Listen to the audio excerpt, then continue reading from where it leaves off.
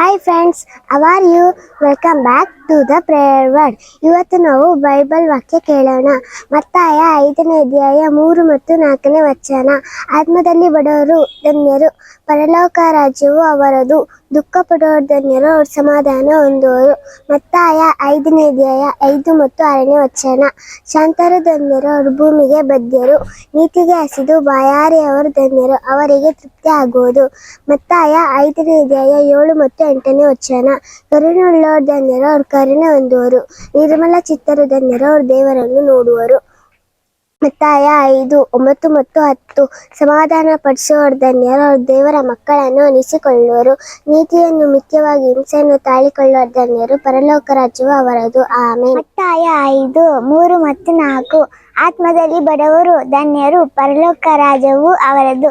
ದುಃಖ ಪಡುವವರು ಧನ್ಯರು, ಅವ್ರ ಸಮಾಧಾನ ಹೊಂದುವರು.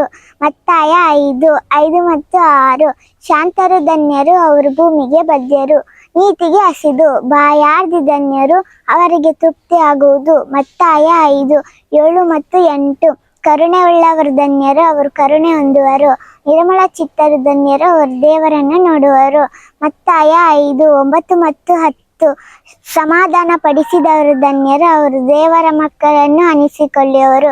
ನೀತಿಯನ್ನು ಮಿಥ್ಯವಾಗಿ ಹಿಂಸೆಯನ್ನು ತಾಳಿಕೊಳ್ಳುವರು ಧನ್ಯರು, ಪರಲೋಕ ರಾಜ್ಯವು ಅವರದು. ಆಮೆನ್. ಮತ್ತಾಯ 5, 3 ಮತ್ತು 4. ಆತ್ಮದಲ್ಲಿ ಬಡವರಾಗುವುದು ಧನ್ಯರು, ಪರಲೋಕ ರಾಜ್ಯವು ಅವರದು. ದುಃಖ ಪಡುವವರು ಧನ್ಯರು, ಅವರು ಸಮಾಧಾನ ಹೊಂದುವರು. ಆಮೆನ್.